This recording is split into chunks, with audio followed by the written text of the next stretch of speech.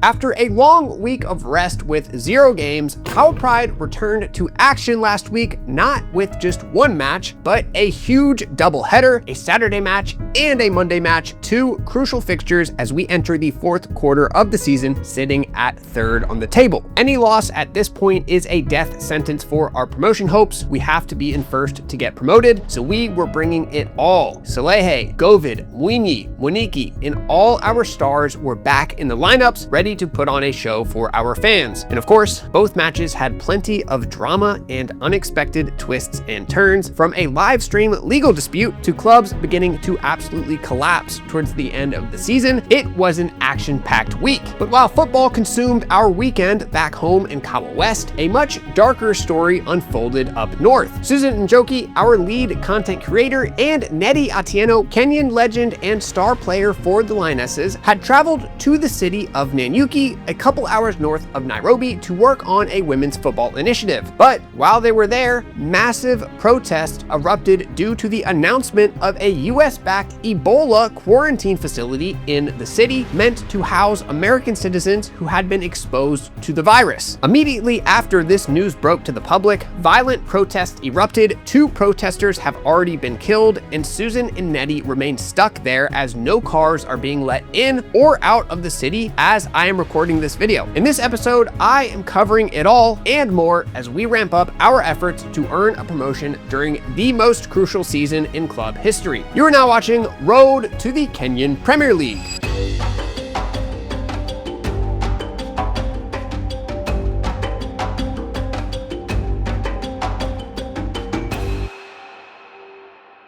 What's up, everyone? My name is Hayes Canup, JerseyBird founder and your host of Road to the Kenyan Premier League. Welcome back to the show, and as always, thank you for tuning in. If you haven't already, go check out the Lion's Den, the official club Discord. We host watch-along parties, interact with players, and break news behind the scenes before the general public ever knows about it. It really is a great community, so go check it out. And if your club is in need of new kits and apparel, visit JerseyBird.com, tap Start a Project, tell us you came from this Road to the KPL series, and you will get 10% off your order and 10% donated directly to the club with a mention in the next financial report video. I will link all of this in the description below. Thank you for the support. Now back to the video. Last Saturday, we hit the road to take on Santos Hotspurs at Karagita Stadium. Santos came into this match sitting 11th on the table. And if you've been watching the series since earlier in the season, you already know we do have a bit of history with this club. Back in March, Santos came to Mahiga during the worst stretch of our season. We had gone 63 days without a win, and it was Felix Kamau who finally broke that streak in the dying minutes. That was also the day that Santos's head coach got himself sent off before halftime. So this was a big rematch with a lot at stake, and this time we were at their place, and it's safe to say that the Santos bench had not mellowed out. The drama actually started the night before the match on Friday. We got a message from a lawyer representing Santos raising 2 concerns ahead of the match. 1, they plan to be ticketing apparently, which is very unusual, and 2, they apparently owned the broadcasting rights to the game and we were not allowed to stream it. Now, we actually didn't even intend to stream this match. We were only planning to bring our VO since it was an away match. And ticketing, as I mentioned, is highly unusual, so that was not an issue either. So we figured that was that. We're good to go. We'll record on the VO, and sure, you can ticket for the fans that are coming. It's not a big deal. But that was not that. For our starting 11, we set up in our usual formation: Karani in goal, a back 4 of George Uma, Sidiki Otieno, Benson Govid, who is back starting in the lineup, and Stephen Chiari. Marvin Okech and Louis Mwaniki in the defensive midfield, Moses Bwire, our captain, Robert Manyora, and Rahimu Salehe across the attacking line, and Felix Kamau up top at striker. The match starts, and immediately we take over. From the first whistle, we are clearly the better team that day. We were controlling the middle of the pitch. We were constantly pushing Santos back onto their back heels, and we started building some serious chances.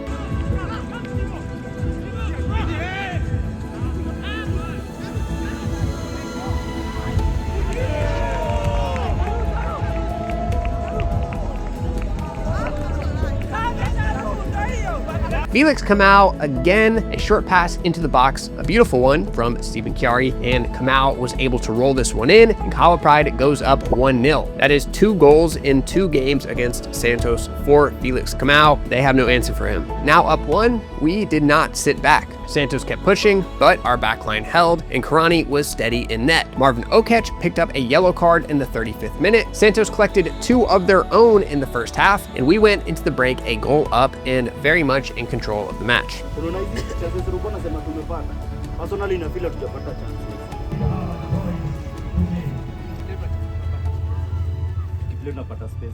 But at halftime, things began to heat up. Remember the message they sent us the night before about the legal issues? Earlier in the match, Santos's head coach had come over to our sideline talking to our content creator John, who pointed him towards Matthias, and their coach started going off about the broadcasting rights, pointing and complaining at our VO camera, which wasn't even streaming, it was just recording. But again, he was insisting that these non-existent live stream rights belonged to his club, when in reality, if they belonged to anyone, they would belong to the league, not the home team. Alvin, our head of media, was also there on the scene, and he pointed that out exactly. After a bit more back and forth between Matthias, Alvin, team manager Zach, and coach Kim, he finally walked off. But halfway through the second half, in the middle of a live match, he came stomping right back across to our sideline. This time, he came with a notebook, and scribbled in that notebook, he had what he was calling a contract, and he instructed us to sign it right there in the middle of the game. Matthias said, "I'm not signing anything, take it up with our lawyer." Alvin didn't take it as well, and he replied with something that I cannot repeat on the channel, and the coach did not take too kindly to that, and he got in Alvin's face. The stewards had to step in, and the referees actually had to pause the match briefly to sort it all out, and then it just ended. Everyone went back to football, and as Matthias put it, just another day in Kenyan grassroots football. So through all of that drama, of course, the team stayed locked in. Coach Kim did make his changes. Mwini came in for Salehe, Gatoto came in for Bwire, Etyang came in for Chiari, and later on, Wakesa came in for our captain Manyora. Coach Kim continued to manage the game. We kept Santos at arm's length, and we saw it out to the final whistle. Oh my God! Evil. Nice one.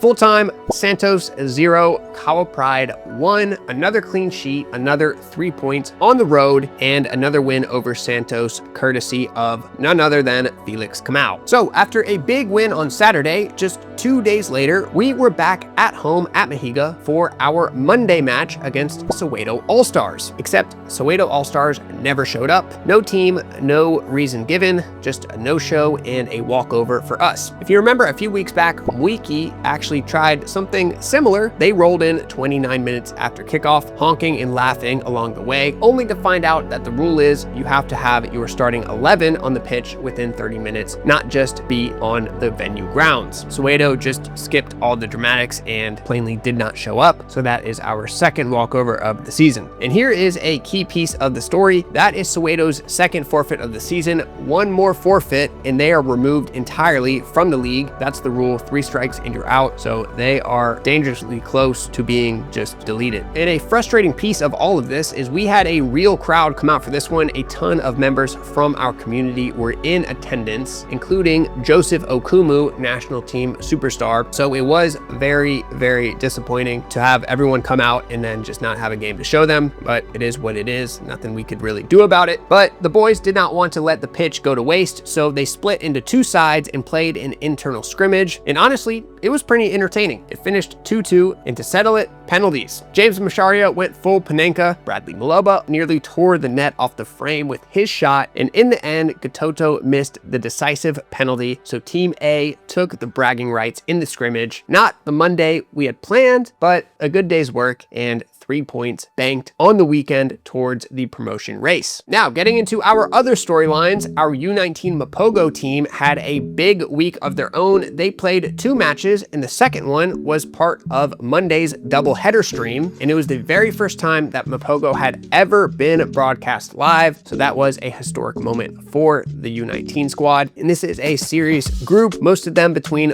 14 and 18, going up against a sub-county side full of older, more experienced experienced players. They came up short on stream, but they did give a good performance, and 14-year-old Alan Nganga played the entire second half. Remember that name because he is an up-and-coming star in our program, just 14 years old and already getting significant minutes on our U19 squad. Moving into more good news, we received a new pressure cooker for our kitchen. A quick thank you to one of our sponsors, Ignis, who came by the clubhouse with a beautiful new pressure cooker for the kitchen. Hannah and Naomi are going to put that to very good use to help feed our squad. Moving into Lionesses news, they also had a piece of club history. For the first time ever, they beat Embakasi United, who finished top of the league last season on their own grounds, 2-1. This is the first time we ever beat them, not in the league, not in any tournament. It was a true first. Elizabeth Akello, one of our signings from Premier League side Madeira, got her first goal of the season, and the winner came from exactly who you would think it would, our top scorer, legend herself, Nettie Atieno. And speaking of Nettie, she was invited onto Sporty FM this week to talk women's football, leadership, grassroots development, and player empowerment. As always, great to see one of our own getting involved in media and getting that platform. Now, before I close out the video, I actually have a more serious storyline. As I record this, Susan, our lead content creator, and Nettie, our star player on the Lionesses, are stuck up in Nanyuki, a town a few hours north of Nairobi. They had traveled there for a women's football initiative, and while they were there, protests broke out across the entire town. People in the town are demonstrating against a proposed US-backed facility at a nearby base that would be used to quarantine people exposed to Ebola. Obviously, residents were worried about what that could mean for their community, and a Kenyan court has already stepped in to temporarily halt the plan, but the protests have really bubbled out of control and at times become dangerous, including roads blocked, businesses closed, and violent clashes in the street. So Susan and Nettie are safe, but unfortunately, they are stuck there. No cars can come in, no cars can come out. It is a very serious situation, and they might not be able to make it home for a few days, but we are obviously in close contact with them, and we hope that everyone in Nanyuki can stay safe during these stressful times. But I'll be back on Friday with an update on this situation. Before we close out the video, quick table update with the win over Santos and the points from the Soweto forfeit. We are now 4th on the table. We didn't lose anything, but Kamango managed to jump us during our off week last week. Top 2 clubs really aren't dropping any points right now, but we are still fighting for every game. All we can do is keep winning and hope for the best. Our next match is on the road against Kamango this Sunday, June 7th at 4 p.m. East African time. That is 2 p.m. in London, 9 a.m. in New York. Kamango are another top half of the table club, so this will be a big matchup for us. And for a quick injury report, Nguvu is still out with a broken ankle and is still doing rehab with a shinga, but is still a ways off and will not likely return this season. That's all for this video. If you like the show, drop a like, drop a sub, comment where you are watching from. As always, you can catch new episodes of Road to the Kenyan Premier League every Wednesday and Friday at 1 p.m. Eastern Time. Thank you guys for the incredible amount of support, and I'll see you in the next one.